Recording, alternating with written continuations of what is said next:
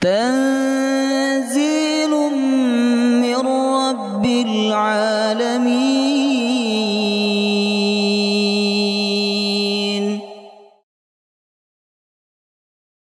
يا أيها الذين آمنوا إذا قيل لكم تفسحوا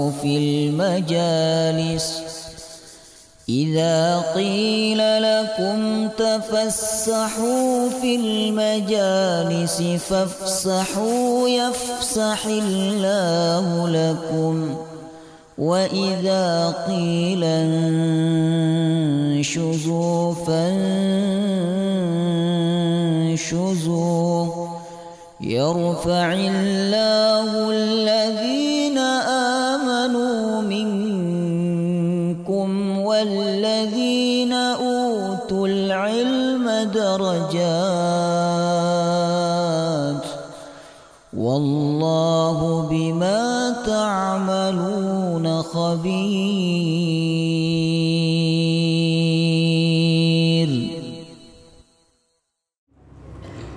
Bismillahirrahmanirrahim.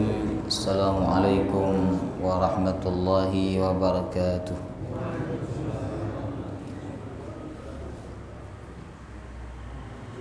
Alhamdulillahi rabbil alamin.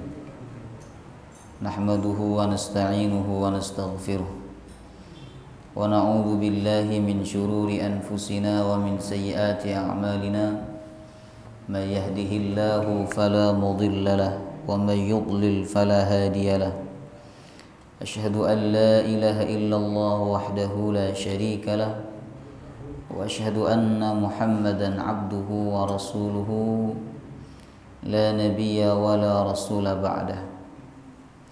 Allahumma salli wa sallim ala sayyidina wa nabiyyina Muhammadin wa ala alihi wa sahbihi ajma'in.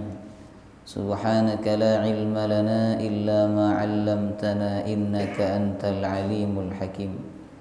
Allahumma inna nas'aluka ilman nafi'a wa rizqan tayyiba wa amalan mutaqabbala amin ya rabbal alamin.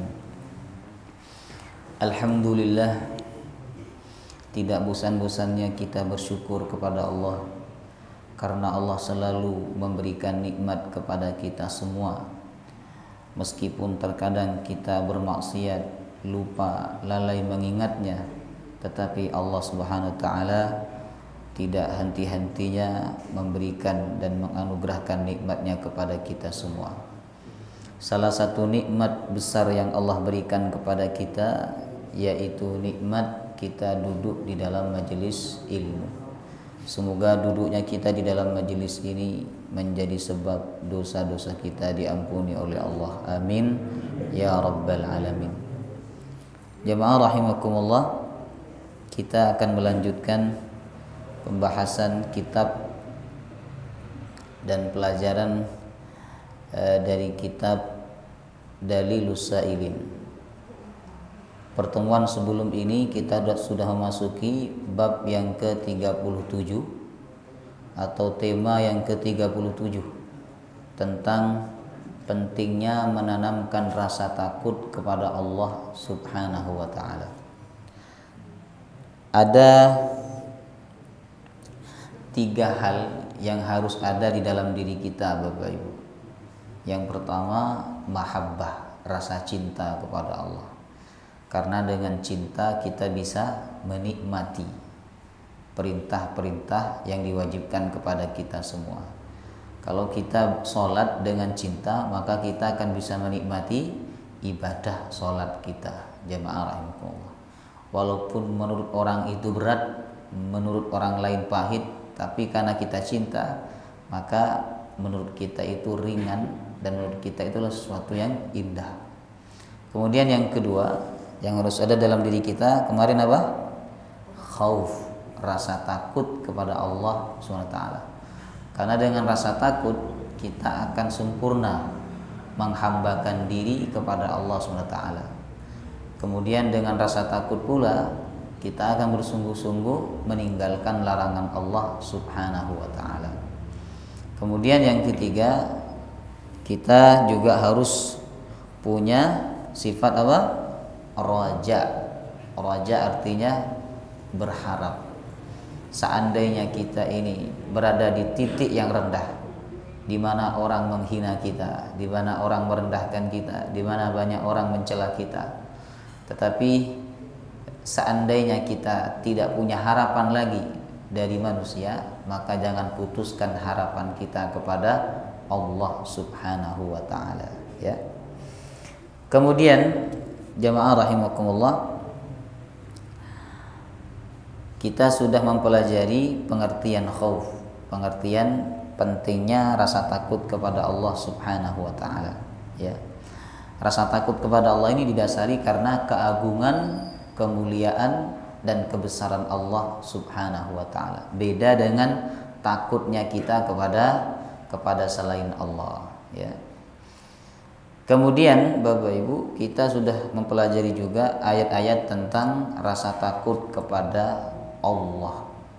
Ada 6 ayat yang sudah kita pelajari. Mohon maaf, ada 5 ya. Pertama, surah apa kemarin? Al-Isra ayat 109, bahwa tanda orang takut kepada Allah yaitu yabkuna, mereka sering menangis, ya. Kemudian yang kedua, surah Thaha ayat 112. Surah Thaha ayat 112, bahwa orang yang takut kepada Allah maka dia tidak akan takut kepada selain Allah. Tapi orang yang tidak takut kepada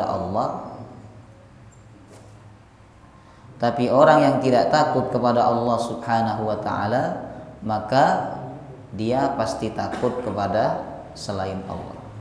Nah, ini karena takut kepada Allah, Bapak Ibu, ini tidak bisa bercampur dengan takut kepada selainnya, ya kan? Sama dengan orang yang cinta kepada dunia, dia tidak akan cinta kepada akhirat.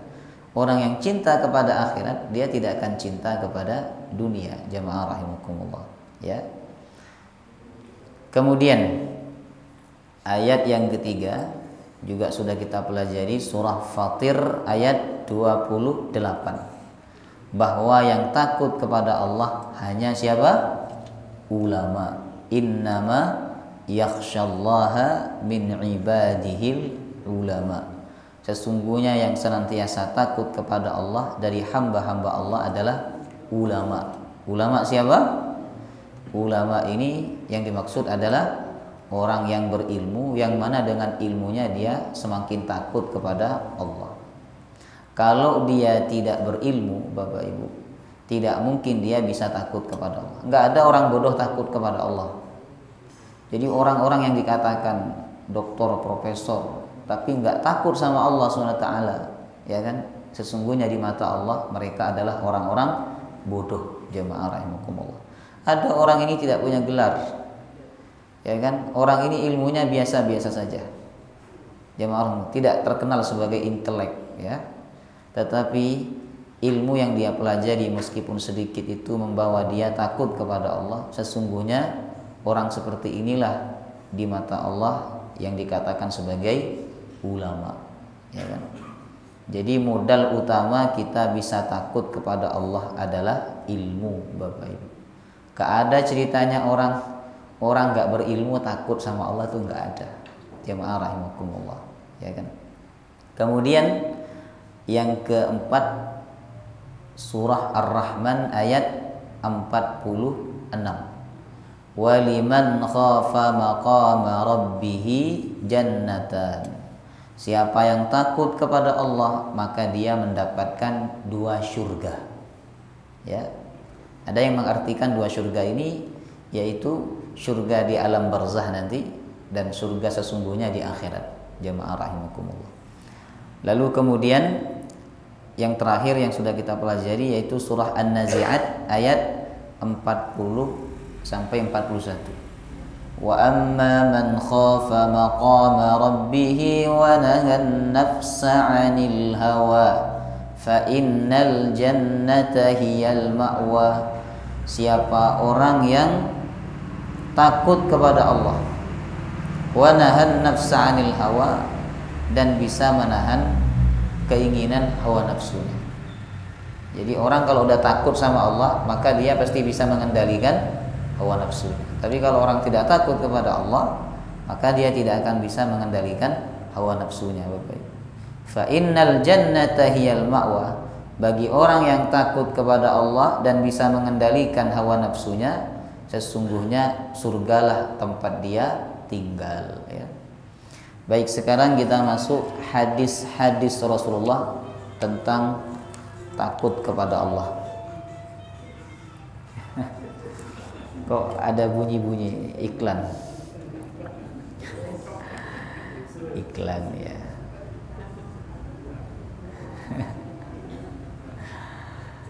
Baik,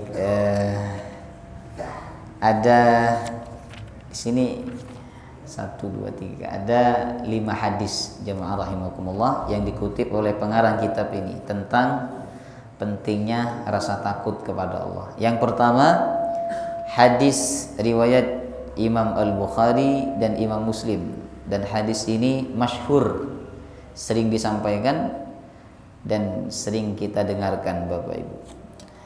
Nabi SAW bersabda, an Abi Hurairah radhiyallahu an, dari sahabat Abu Hurairah radhiyallahu an, qala Rasulullah sallallahu alaihi wasallam, beliau berkata, Rasulullah SAW bersabda, sab'atun yudhilluhumullah fi dhillihi yawma la dhilla illa dhilluh.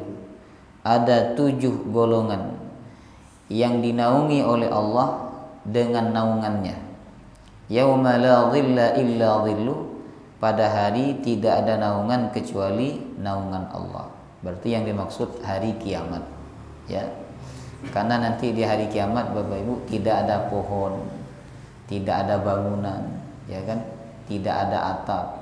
Sekarang di dunia ada terik panas matahari, ya kan? Kita bisa bernaung di bawah bangunan, di bawah pohon, di bawah atap, jamaah rahimakumullah. Tapi nanti di hari kiamat nggak ada, ya kan? Sedangkan matahari pada hari kiamat itu 1 mil jaraknya, sehingga manusia saat itu membutuhkan naungan, ya kan? Membutuhkan payung, dan tidak ada naungan kecuali naungan Allah. Di dalam hadis ini ada 7 golongan yang dinaungi langsung oleh Allah dengan naungannya, ya. Yang pertama, al-imamul adil, pemimpin yang adil. Adil di sini maknanya adalah pemimpin yang tidak berat sebelah, Bapak Ibu. Tidak berat ke kanan dan juga tidak berat ke kiri. Ada juga yang mengartikan al-imamul adil. Adil ini diartikan pemimpin yang soleh. Karena ketika kita berbicara saksi pernikahan, itu kan harus adil. Adil dalam pengertian soleh. Karena adil ini lawan dari kata fasik, jamaah Allah. Imam, pemimpin yang adil. Pemimpin apa saja? Pemimpin majelis taklim, pemimpin RT, pemimpin RW, pemimpin organisasi, pemimpin apa saja, bila dia memimpin dengan adil, maka dia termasuk golongan yang dinaungi oleh Allah Subhanahu wa taala. Kenapa pemimpin yang adil dulu disebut oleh Nabi? Kok bukan yang lain-lain? Kenapa? Menunjukkan pemimpin yang adil ini jumlahnya sedikit. Jadi dari sekian banyak pemimpin, apalagi pemimpin besar, jamaah rahimakumullah, ya kan? Yang adil itu lebih sedikit daripada yang tidak adil, Bapak Ibu, ya kan? Makanya ada sebagian pepatah mengatakan pemimpin ini 2 kakinya di neraka, sedangkan 1 kakinya di surga, jamaah rahimakumullah. Itu menunjukkan betapa beratnya ketika seorang menjadi pemimpin untuk berlaku adil, apalagi ketika dia berada dalam situasi yang sangat susah bagi dia untuk bersifat adil, Bapak Ibu, ya kan? Pemimpin yang adil ini sudah dicontohkan oleh Nabi SAW. Kata Nabi, seandainya Fatimah mencuri, aku sendiri yang akan memotong tangannya, ya kan?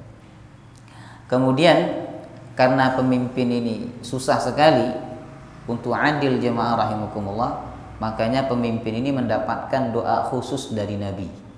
Ya, ada 2 orang yang dapat doa khusus dari Nabi.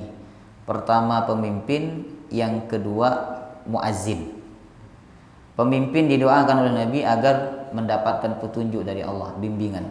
Allahumma rasyidil imam waghfiril muadzin. Ya Allah, bimbinglah para pemimpin dan ampunilah para muazzin. Subhanallah. Yang tukang azan ini, itu setiap kali dia azan dapat doa khusus dari Nabi, yaitu ampunan Allah Subhanahu wa taala. Makanya kalau kita lihat pemimpin itu jangan sibuk mencela, tapi didoakan supaya dapat bimbingan dari Allah untuk menjadi pemimpin yang adil. Kemudian yang kedua, yang dapat naungan Allah, wasyabun nasya'a bi'ibadatillah. Anak muda yang rajin ibadah kepada Allah, anak muda. Kalau orang tua biasa, Bapak Ibu. Biasa kalau orang tua rajin ibadah. Alhamdulillah Ustaz, setelah saya pensiun nih, saya tidak pernah putus sholat malam. Biasa. Sudah tua, sudah pensiun. Yang luar biasa itu anak muda. Anak muda tidak putus sholat malam. Anak muda tidak putus sholat berjamaah di masjid. Jamaah rahimakumullah. Berapa usia anak muda ini? Dikatakan muda itu di bawah 40. Jadi 40 ke bawah. 39, 38 sampai usia 15. Itu termasuk usia syab, usia muda. Jamaah rahimakumullah. Itu lagi kenceng-kencengnya nyari dunia. Jadi kenceng-kencengnya apa? Mencari popularitas. Ya kan?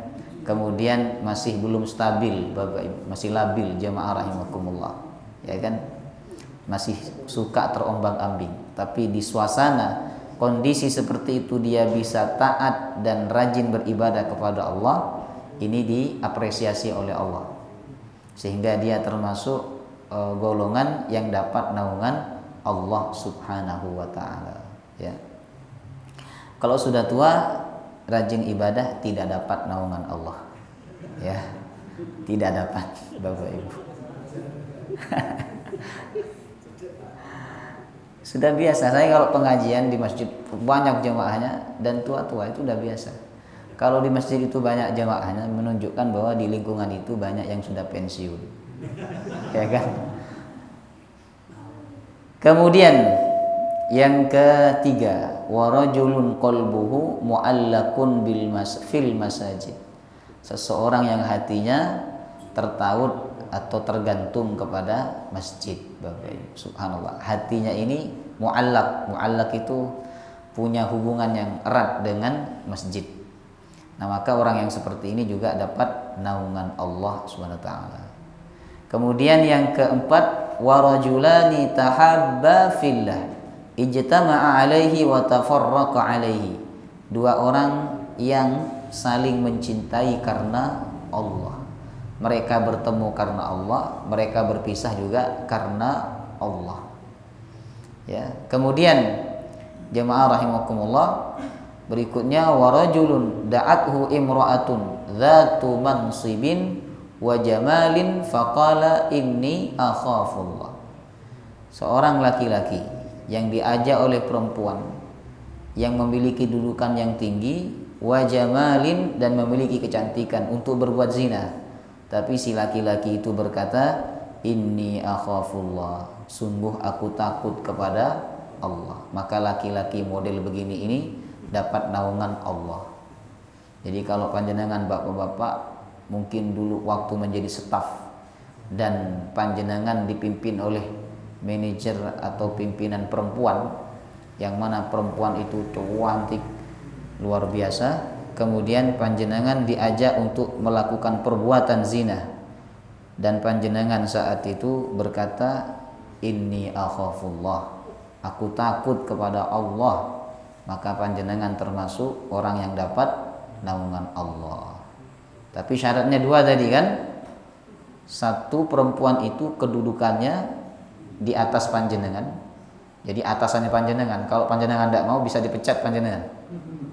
Yang kedua, perempuan itu cantik, Bapak Ibu.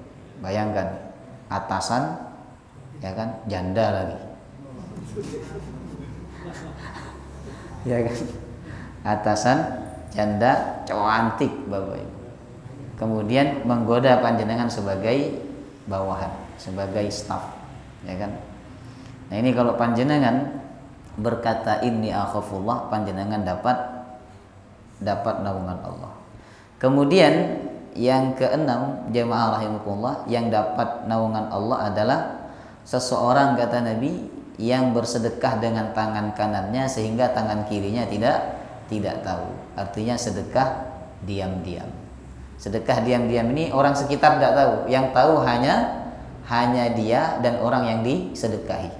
Orang disedekah ini tidak tahu, ini tidak membatalkan sedekah diam-diam kita, Bapak Ibu, ya kan? Jadi kita harus punya sedekah yang sembunyi-sembunyi, di mana yang tahu hanya kita dengan orang yang kita sedekahi, jamaah rahimakumullah, ya kan? Supaya apa? Supaya kita termasuk orang yang dapat naungan Allah. Karena kita takut yang nampak-nampak itu tidak diterima sama Allah, takut. Tapi kita berharap diterima oleh Allah, ya kan? Amalan sunnah ini, Bapak Ibu, lebih utama disembunyikan. Tapi amalan wajib lebih utama disyiarkan. Haji itu lebih utama disyiarkan, ngundang orang-orang selamatan haji, tak masalah. Namanya syiar supaya orang tersentuh untuk daftar haji berangkat, jemaah rahimakumullah. Tapi kalau umroh hukumnya sunnah kan umroh. Nah, ini lebih sunnah, lebih utama disembunyikan, ya kan? Diam-diam, ya kan? Kemarin kemana panjenengan kok nggak kelihatan? Habis dari luar kota, gitu kan? Luar kota, padahal habis dari umroh. Tapi sekarang banyak orang diam-diam umroh karena takut dimintai oleh-oleh, ya kan? Ini juga nggak benar. Baik, kemudian yang terakhir, golongan yang dapat naungan Allah adalah wa rajulun dzakarallahu khalian fafadat aina. Seseorang yang berzikir kepada Allah dalam keadaan sendiri, kemudian dia meneteskan air mata. Nah, inilah yang menjadi pokok pembahasan sesuai tema, Bapak Ibu, bahwa orang yang duduk sendiri kemudian menangis karena takut kepada Allah, maka air matanya itu menjadi sebab dia dapat naungan Allah Subhanahu wa taala. Nah, hadis ini menunjukkan tentang pentingnya kita memaksa mata kita ini keluar air mata karena takut kepada Allah Subhanahu wa taala, Bapak Ibu. Ya. Nah, coba kita bayangkan. Kita bayangkan diri kita masing-masing. Kapan terakhir kita nangis? Coba panjenengan bayangkan, kapan terakhir panjenengan nangis di hadapan Allah karena takut kepada Allah, ya kan? Bukan karena masalah dunia, bukan karena masalah rumah tangga, bukan karena masalah dengan kawan, tapi karena masalah dosa, masalah maksiat, lalu panjenengan nangis di hadapan Allah, atau takut dengan azab Allah. Kapan terakhir panjenengan nangis? Nah, ini dijawab oleh diri panjenengan masing-masing. Jangan-jangan terakhir tahun kemarin, Ramadan tahun kemarin, ya kan? Ini udah mau ketemu Ramadan lagi. Atau yang terakhir sebulan yang lalu, atau terakhir seminggu yang lalu, atau terakhir tadi malam, Bapak Ibu. Jadi ini harus menjadi evaluasi diri kita masing-masing, ya kan? Nah, kemudian jamaah rahimakumullah, menangis karena takut kepada Allah ini merupakan maqamun azimun wa huwa maqamul anbiya was salihin, kata ulama. Itu kedudukan yang tinggi. Dan nangis kepada di hadapan Allah SWT karena takut kepada Allah, ini makomnya para nabi dan orang-orang saleh, Bapak Ibu. Jadi kebiasaan mereka itu nangis, ya kan? Tapi nangisnya di hadapan Allah. Saya punya guru jemaah Al-Qur'an. Guru saya ini kalau ngajar sering nangis tapi bibirnya senyum. Jadi bibirnya ketawa, ya kan? Tapi matanya menangis, Bapak Ibu. luar biasa. Biasanya kan orang nangis itu bibirnya nggak bisa ketawa Bapak Ibu. Tapi guru saya ini luar biasa. Tetap senyum ketika ngajar tapi matanya berlinang-linang. Jemaah rahimakumullah. Ini menunjukkan bahwa ada rasa takut di dalam hatinya kepada Allah Subhanahu wa taala. Satu tetes saja air mata kita ini jatuh karena takut kepada Allah, itu sangat dicintai oleh Allah daripada berjuta-juta air mata yang jatuh bukan karena takut kepada Allah. Disebutkan dalam hadis yang sahih riwayat Imam Tirmizi, laisa syai'un ahabbu ilallah min qatrataini wa atharaini. Tidak ada sesuatu yang paling dicintai oleh Allah melebihi dari 2 tetes dan 2 bekas. Jadi ada 2 tetes dan 2 bekas yang sangat disukai dan dicintai oleh Allah. 1, qatratu dumu'in min khasyatillah. 1 tetes air mata yang jatuh karena takut kepada Allah. 1 tetes saja Bapak Ibu. Bagaimana kalau bertetes-tetes? Bagaimana kalau seandainya banyak sampai dadanya basah, ya kan, bajunya basah, jenggotnya basah, Bapak Ibu. Ya, 1 tetes saja ini sangat dicintai oleh Allah SWT. Kemudian tetes yang kedua yang dicintai oleh Allah adalah wa qatratu damin tuhraqu fi sabilillah. 1 tetes darah yang tumpah karena membela agama Allah. 1 tetes darah jatuh membela agama Allah, ini dicintai oleh Allah. Kemudian ada 2 bekas yang disukai oleh Allah. Yang pertama, atharun fi sabilillah, bekas luka karena berperang membela agama Allah, membela atau menegakkan agama Allah. Ya kan? Jadi misalnya panjenengan kerja bakti di masjid ini, ya kan? Bersih-bersih masjid.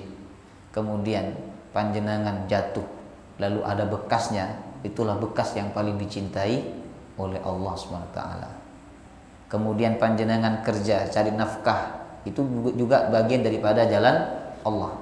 Kemudian tangan panjenengan kasar, berbekas di tangan panjenengan, kerja yang berat itu dicintai oleh Allah. Kemudian bekas yang kedua yang dicintai oleh Allah adalah wa atharun fi faridatin min faraidillah, bekas dari kewajiban yang dilaksanakan karena Allah Subhanahu wa taala. Jadi kalau kita melakukan suatu kewajiban lalu ada bekasnya, sholat saking lamanya sujud Bapak Ibu sampai keningnya berbekas, jemaah rahimakumullah, saking lamanya.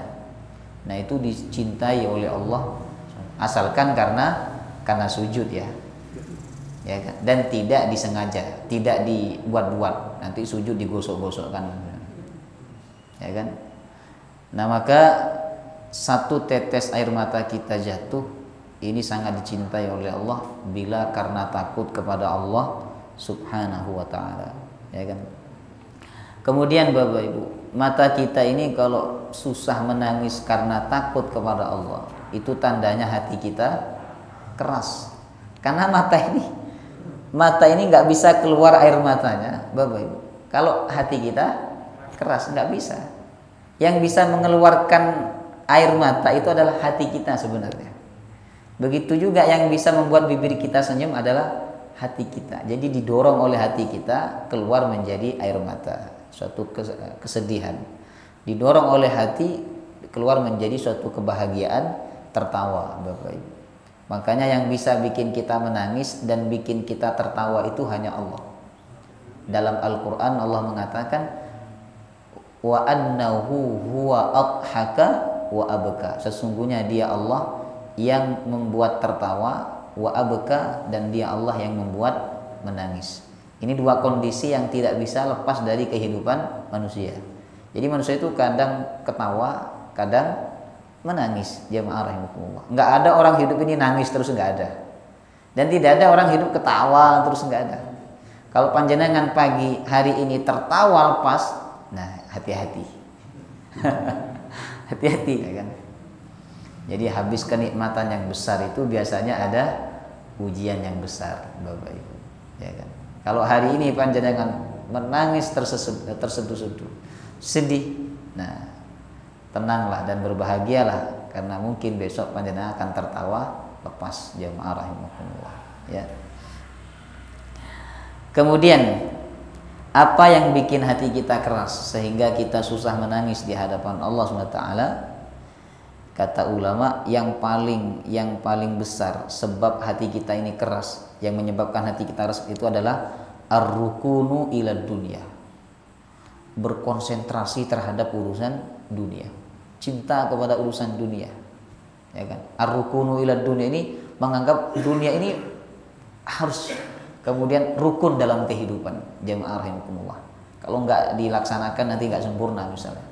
Nah ini yang bikin hati keras.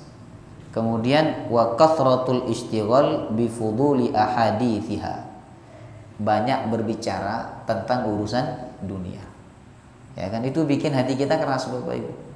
Ngumpul bicarakan apa? Mobil. Ngumpul bicarakan apa? Rumah mewah. Pokoknya yang dibicarakan dunia.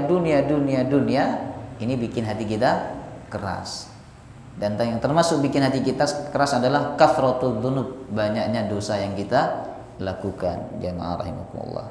Makanya untuk bisa mata kita ini menangis, kita awali dulu dengan menghilangkan sebab-sebab ini. Dengan cara apa? Bertaubat kepada Allah Subhanahu wa taala, Bapak Ibu. Kemudian kalau kita berbicara menangis, menangisnya ada dua macam ya. Ada menangis yang terpuji, ada menangis yang tercela. Menangis yang tercela itu seperti apa? Satu, kata ulama, menangis yang tercela adalah menangis karena meratap, nangis meratap, jemaah rahimahullah, sampai teriak-teriak. Ini menangis yang tercela. Orang kasihan sama dia, tapi Allah benci sama dia itu, ya kan? Orang kasihan sama dia, nggak tega lihat dia, tapi Allah benci sama dia. Karena nangis yang seperti itu seakan-akan tidak terima dengan ridha Allah. Kemudian tidak terima dengan takdir Allah. Kemudian yang kedua, tangisan yang tercela itu adalah tangisan orang munafik, pura-pura menangis, ya kan? Tangisan sandiwara, Bapak Ibu, ya kan? Nah ini supaya apa? Orang respect kepada dia, jemaah rahimakumullah. Kemudian ada tangisan yang terpuji. Tangisan yang terpuji ini banyak. Pertama yang jelas adalah menangis karena takut kepada Allah. Yang kedua termasuk juga tangisan yang terpuji, menangis karena terlewat dari kebaikan. Seperti sahabat Anas bin Malik. Sahabat Anas ini pernah nangis terseduh-seduh. Ditanya oleh sahabat yang lain, "Kenapa wahai Anas kau menangis?" Apa kata beliau? "Aku menangis karena aku ketinggalan sholat berjamaah, jamaah subuh." Subhanallah. Pernah nggak kita seperti beliau? Hah? Ketinggalan sholat berjamaah subuh, kemudian kita menangis, jamaah rahimahullah, ya kan? Kemudian yang kedua termasuk juga menangis yang terpuji, yaitu menangis karena meninggalnya orang soleh, ya kan? Nabi pernah menangis ketika meninggalnya sahabat beliau. Abu Bakar menangis ketika meninggalnya Nabi SAW. Jadi menangis karena meninggalnya orang soleh ini menangis yang dianjurkan, jemaah rahimakumullah, ya kan? Baik. Kemudian hadis berikutnya, hadis muttafaqun alaih juga ya. Ini ceritanya cukup panjang tapi dipangkas dalam kitab ini, Bapak Ibu. Ceritanya dulu ada seorang laki-laki ya yang diberikan harta banyak oleh Allah. Lalu dengan hartanya itu dia lalai mengingat Allah. Dia tidak berbuat kebaikan, justru dia banyak melakukan kemaksiatan. Karena potensi orang yang banyak hartanya ini, potensi melakukan keburukan itu lebih besar, jemaah rahimakumullah, daripada orang yang tidak punya harta, Bapak Ibu, ya kan? Nah, kemudian ketika dia sakit parah dan dia yakin bahwa sakit itu tanda bahwa dia sebentar lagi akan mati, jemaah rahimakumullah, maka dia mengumpulkan anak-anaknya. Kemudian dia berwasiat, berkata kepada anak-anaknya. Dia bertanya, "Ayya abin kuntu lakum?" Aku ini di depan kalian bapak yang seperti apa? Semua anak-anaknya menjawab, Engkau adalah bapak terbaik bagi kami, kata mereka. Engkaulah sebaik-baiknya ayah. Kemudian bapaknya berkata, fa inni lam a'mal khairan qattun. Wahai anak-anakku, aku ini selama hidup gak pernah melakukan kebaikan. Yang ada kemaksiatan aku lakukan. Aku takut kepada Allah kalau aku nanti dibangkitkan lalu aku disiksa oleh Allah. Oleh karena itu anak-anakku, kata dia, fa idza mutu fa ahriquni thumma stahaquni thumma dharruni fi yaumin 'asif. Apabila aku mati, bakarlah mayatku, bakarlah jenazahku. Kemudian tunggulah musim angin. Ketika angin bertiup kencang, lemparkanlah debunya. Debu dari mayatku itu dilemparkan, abunya dilemparkan, satu dilemparkan ke lautan, yang satu dilemparkan ke daratan. Nah, jadi dia ini pengen selamat dari kebangkitan, Bapak Ibu. Karena dia takut kepada Allah, sebab banyak melakukan perbuatan dosa. Jadi dia nanti kalau mati minta diapain? Dikremasi, jemaah rahimakumullah. Ya, jadi kremasi itu ada hadisnya ini. Tapi bukan benar orang yang melakukan kremasi itu ya. Kemudian setelah mati, ternyata anak-anaknya melaksanakan wasiat bapaknya. Jadi bapak dan anak ini sama-sama bodoh, Bapak Ibu. Tapi di hati bapak ini walaupun bodoh, dia ada rasa takut kepada Allah SWT, ya kan? Nah, bodohnya apa dari laki-laki ini? Bodohnya dia menyangka bahwa dengan menjadi debu atau abu tidak akan dibangkitkan oleh Allah. Kemudian anak-anaknya juga tidak berilmu, karena anak-anaknya menjalankan wasiat yang harusnya tidak dijalankan, jemaah rahimakumullah. Akhirnya dilakukan oleh anak-anaknya itu, ya kan? Kemudian Allah menunjukkan kekuasaannya. Allah memerintahkan malaikat untuk mengumpulkan debu-debu yang berterbangan itu. Abu yang berterbangan dikumpulkan oleh malaikat, kemudian orang itu dibangkitkan lagi oleh Allah, dihidupkan lagi. Ditanya oleh Allah, wahai fulan, kenapa engkau melakukan perbuatan ini? Apa jawabannya dia? Ma khafatuk. Ya Allah, aku melakukan ini karena aku takut kepadamu. Aku banyak berbuat dosa dan aku tidak melakukan kebaikan. Kemudian apa kata Allah? Karena engkau takut kepadaku, maka aku ampuni dosa-dosamu. Subhanallah, Bapak Ibu. Bayangkan selama hidup dia merasa tidak melakukan kebaikan sedikit pun. Yang banyak adalah kemaksiatan dia lakukan. Tapi karena takut kepada Allah, rasa takut itu menjadi sebab Allah mengampuni dosa-dosanya. Subhanallah. Dalam hadis ini ada 5 faedah yang penting untuk kita perhatikan. Yang pertama, Allah itu memaafkan kesalahan seseorang jika punya kesalahan atau keyakinan yang salah karena kebodohannya. Dia kan punya keyakinan atau punya semacam sangkaan bahwa Allah tidak akan membangkitkan dia apabila dia menjadi debu. Jemaah rahimakumullah. Tapi dia punya keyakinan seperti itu karena kebodohannya dia. Oleh karena itu sebagian ulama mengatakan bahwa kisah ini bukan di masa Nabi, tapi kisah ini adalah di masa antara Nabi Isa dan Nabi Muhammad. Berarti masa fatrah, di mana saat itu tidak ada Nabi dan Rasul yang diutus oleh Allah SWT. Sehingga saat itu banyak sekali orang-orang yang bodoh, orang-orang yang tidak paham. Akhirnya mereka melakukan suatu keburukan karena kebodohan mereka. Ini dimaafkan oleh Allah Subhanahu wa ta'ala. Yang kedua, Bapak Ibu, pelajaran dari hadis ini adalah bahwa Allah berkuasa membangkitkan kembali orang yang sudah mati walaupun sudah menjadi abu. Jamaah rahimakumullah. Ya kan? Allah berkuasa. Allah ingin tunjukkan. Kisah ini disampaikan oleh Nabi, ya kan? Untuk membuat orang-orang kafir Makkah saat itu percaya bahwa hari kiamat ada dan hari kebangkitan itu pasti akan datang, ya kan? Kemudian yang ketiga, pelajaran dari hadis ini adalah ampunan Allah itu lebih luas daripada dosa hambanya. Sebesar apapun dosa hambanya, Kalau dia datang kepada Allah dengan rasa takut, pasti dia mendapatkan ampunan Allah. Allah mengatakan dalam hadis qudsi, ya ibadi, wahai hamba-hambaku, kata Allah, seandainya engkau datang kepadaku membawa dosa seluas bumi, maka aku akan membawa ampunan untukmu seluas bumi juga. Subhanallah. Ya.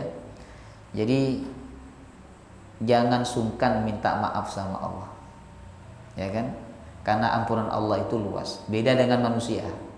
Kalau kita punya salah kepada manusia, manusia itu susah memaafkan, Bapak Ibu. Susah. Pintu maafnya sempit. Makanya jangan sampai kita buat salah kepada manusia. Tapi pintu maaf Allah itu sangat luas. Kemudian yang keempat, pelajaran dari kisah ini adalah bahwa syarat seseorang itu dapat ampunan Allah, syarat utama ini yang paling utama adalah harus ada rasa takut di dalam hatinya kepada Allah. Kita ini kalau taubat tapi nggak ada perasaan takut sama Allah, ya kan? Taubat kita nggak diterima sama Allah. Makanya sebisa mungkin kalau kita melakukan perbuatan dosa karena kita tidak bisa menahan hawa nafsu kita, jemaah Allah, jangan sampai setelah kita berbuat dosa itu tidak ada rasa takut kepada Allah. Mungkin sebelum kita berbuat dosa kita tidak takut kepada Allah karena terkalahkan oleh hawa nafsu. Tapi setelah itu jangan sampai kita tidak takut kepada Allah SWT, ya kan? Karena dengan rasa takut itulah Allah akan mengampuni dosa-dosa kita. Dan dengan rasa takut pula Allah tahu bahwa kita melakukan dosa ini bukan karena sombong, Bapak Ibu, tapi karena tidak bisa menahan hawa nafsu. Tapi orang yang melakukan perbuatan dosa lalu setelah itu tidak ada sama sekali perasaan takut, perasaan khawatir kepada Allah Subhanahu wa ta'ala, maka bisa jadi Allah menganggap orang tersebut melakukan dosa karena kesombongan. Jamaah rahimakumullah. Ya. Kemudian pelajaran yang terakhir dari kisah ini adalah bahwa ahli waris itu sebenarnya tidak boleh menjalankan wasiat yang bertentangan dengan syariat. Dan tidak harus menjalankan wasiat yang tidak ada manfaatnya untuk si mayit. Ingat ya Bapak Ibu, kalau panjenengan diwasiati oleh orang tua, tapi wasiatnya itu tidak ada manfaat bagi orang tua panjenengan setelah mati, itu nggak harus dijalankan wasiatnya. Contohnya apa? Kalau bapak mati, tolong bapak dimakamkan di sana misalnya. Nah ini wasiat kayak gini ini tidak harus dijalankan, karena dimakamkan di sana dan di sini itu sama saja. Jadi tempat makam itu di mana dimakamkan itu tidak berpengaruh kepada keselamatan jenazah, jamaah rahimakumullah. Tidak memberikan kebaikan kepada mayit, Bapak Ibu. Misalnya orang tuanya berpesan, "Nak, nanti kalau bapak mati tolong kau kasih bapak kain kafan yang mahal, ada motif-motifnya." Minta kain kafan yang ada motifnya, Bapak Ibu. Ini tidak harus dijalankan, ya kan? Tidak harus. Misalnya, kalau bapak mati, tolong rumah nih jangan kau jual. Karena rumah ini rumah perjuangan bapak dengan ibumu dulu. Jangan kau jual. Apapun yang terjadi, jangan kau jual. Bolehkah wasiat ini dijalankan? Boleh dijalankan, boleh juga tidak tapi tidak harus dijalankan karena harta ini setelah mati milik ahli waris, Bapak Ibu. Kemudian rumah itu tidak dijual, apa kebaikan bagi orang tuanya? Tidak ada, jemaah rahimakumullah. Jadi wasiat ini harus dijalankan apabila ada kebaikan yang didapatkan oleh dia di alam barzah. Misalnya berwasiat uangnya dikasihkan ke masjid sepertiga, kemudian disantuni kepada anak yatim sepertiga, ini baru dijalankan, Bapak Ibu. Ya, apalagi orang tuanya berwasiat minta dibakar, seperti dalam kisah ini. Ya, jangan dilakukan wasiat seperti itu, karena tidak boleh membakar mayit, itu penghinaan, Bapak Ibu, penghinaan, ya. Kemudian jemaahullah, hadis yang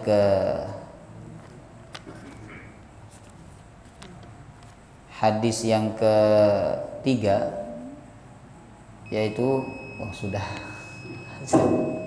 cepat sekali ya. Baik. Masih ada satu pertemuan lagi kan ya? Ada. Tapi saya menganggap Ini sudah selesai Bapak Ibu. Ini 3 hadis hampir sama maknanya dengan hadis yang tadi saya sampaikan ya.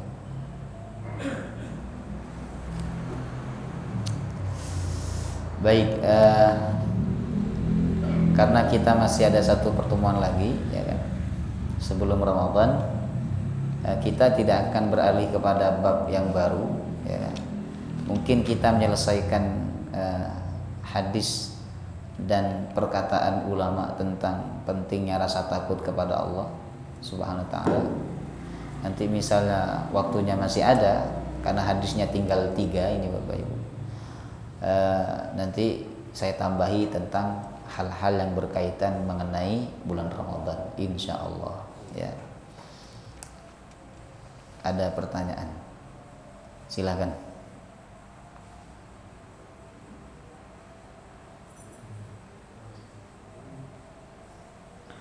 Ada? Pak Mul, silakan. Assalamualaikum warahmatullahi wabarakatuh. Tema malam ini ingin menanyakan apakah ada amalan khusus yang dispesifikkan pada malam itu Sya'ban. Baik.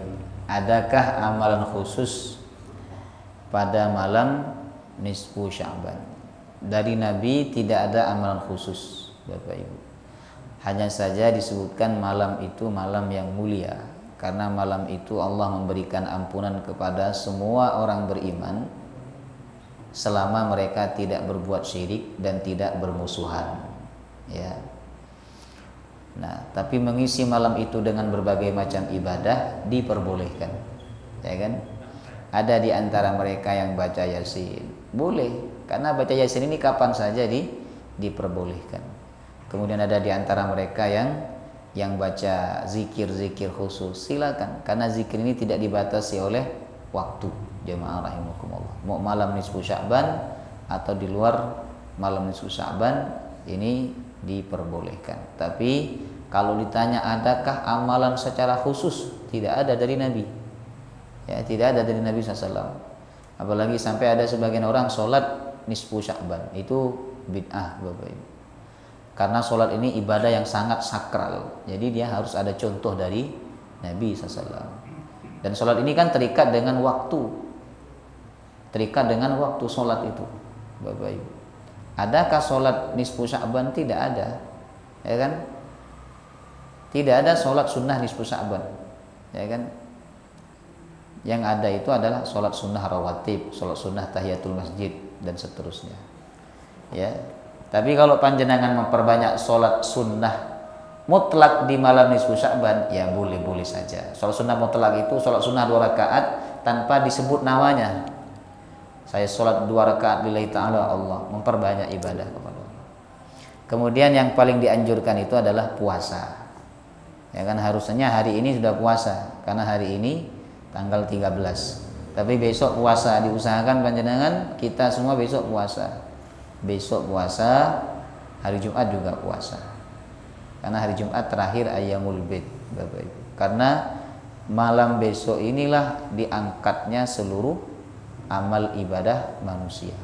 Jadi hari terakhir besok sama Jumat diusahakan kita ketika diangkat amalnya kepada Allah dalam keadaan puasa Bapak Ibu. Ada yang lain? Silakan Pak Win.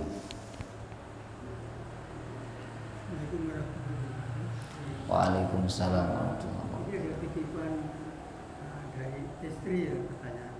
Dari istri. Istrinya tidak ikut sini. Tidak datang. Oh. Jadi kaitan dengan materi kemarin tersebut, jadi